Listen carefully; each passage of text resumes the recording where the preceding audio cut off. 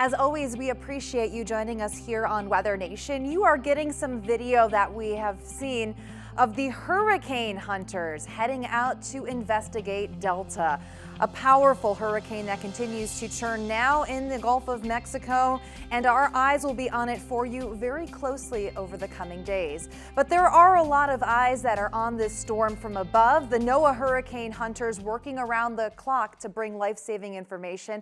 Now joining me is Paul Flaherty, one of the NOAA Hurricane Hunters, a meteorologist there. And Paul, what is it about this storm that has just either been most unique in your mind or something that you maybe haven't seen with previous storms you've covered? Definitely say this is a 2020 storm if there ever was one. Here we are in October. Not that we can't have October storms, but of course we're also in the Greek alphabet. And back in 2005, I did fly Gamma, but this is the first Delta for me. So not too long ago, just a few days ago, we were eyeing this, and there was some concern, but it definitely wasn't expected to intensify like it did. So we were just as shocked as anyone out there flying as we were collecting the data and getting that information back to the Hurricane Center and to the forecasters and to the media there on the ground, how quickly this thing was intensifying. So I think that'll pretty much scare anyone, whether you're there on the plane, on the ground receiving the data, or learning that this type of a storm could be heading your way here in the Gulf of Mexico. And we mentioned a lot here on Weather Nation, rapid intensification. That's exactly what you were talking about and that we saw yesterday. What is it like for a hurricane hunter, either flying through a rapidly intensifying storm or just seeing it from your own eyes? So I can tell you it is a term we do not like, and maybe a little more less obvious than you might think. Uh, People often associate flying into hurricanes. They would think a Category 5 is the worst flight we would have, and maybe a tropical storm or Category 1 is a little bit easier, and it's actually the opposite. When you have a system that is strong and organized, we know where everything is, and everything is moving quickly in the horizontal along the ground. It's sort of that wind blowing in a circle. You don't have a lot of up and down, a lot of that transfer, what we think of as transfer of energy. And when you start having rapid intensification, you are getting a lot of that turbulence, a lot of the thermals, a lot of the up and down movements in the storm, and that's what we don't like. We can handle the horizontal, the strong winds coming from the side with the aircraft pretty well, but once you start mixing in those ups and downs, and that happens a lot with rapid intensification, that makes for a bad day. So that's really the reason why we would take a solid for flying purposes, a solid Cat 4, Cat 5 storm all day over a rapidly intensifying Cat 1, Cat 2, or even a tropical storm for that matter. Well, we think of you all the time, especially when we see you're up in there in those flights. Is there a certain thing that you look for to determine if a storm is strengthening or not? Absolutely, lightning.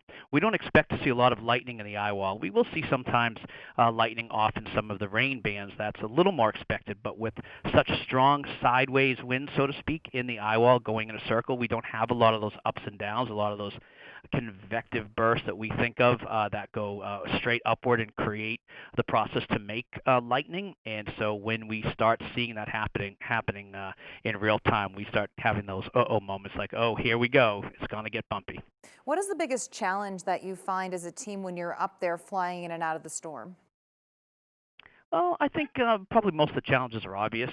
You're putting an airplane in an incredibly large, sometimes angry storm. In this case, I was shocked to see one of the reports while we were just getting ready to head out of an eye of only 5 miles. That to me just doesn't make sense. I can't even grasp that.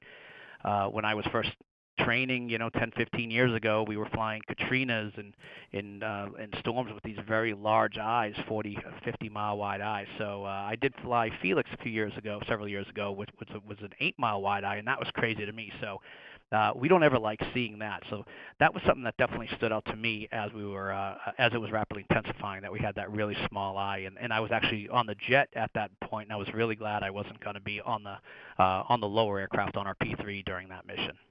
Paul, you've flown through a lot of storms. Is this a record season for you with the number of storms that you've had to be part of? Surprisingly, 2005 was worse, or maybe not surprisingly, 2005 was worse for us. A lot of times people assume we can associate a total number of storms with how often we fly. And if you think about it, if there were 20 storms and we could only, maybe some of them what we call fish storms, which were way too far to threaten land and maybe for our aircraft to get there, and we maybe only end up flying 2 or 3 of those storms. But if you have only 7 storms in a season and we're flying all 7, that actually makes it busier for us. So this hasn't been as busy as, say, 2004 and 2005, but it's definitely one that we will remember. We've been busy, just not as busy as you might think when compared to other seasons. What is your favorite part about what you do? Because we appreciate everything you do, but what's your favorite part? I think my favorite part is we get so focused when we're on the aircraft. We're collecting data, we're keeping the aircraft safe, we're looking ahead.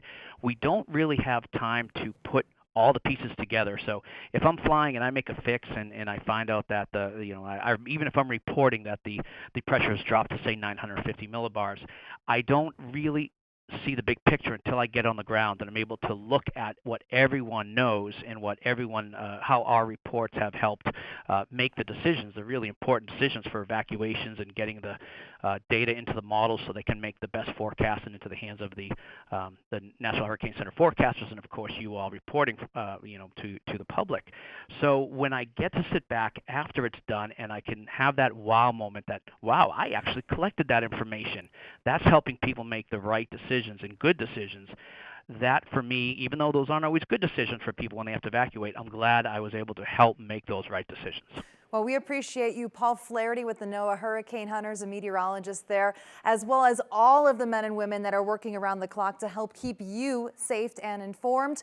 And we will be covering this for you right here on Weather Nation before, during, and after Delta impacts the Gulf Coast with our team not just here in studio, but also out in the field. We're Weather Nation. Weather, it's what we do.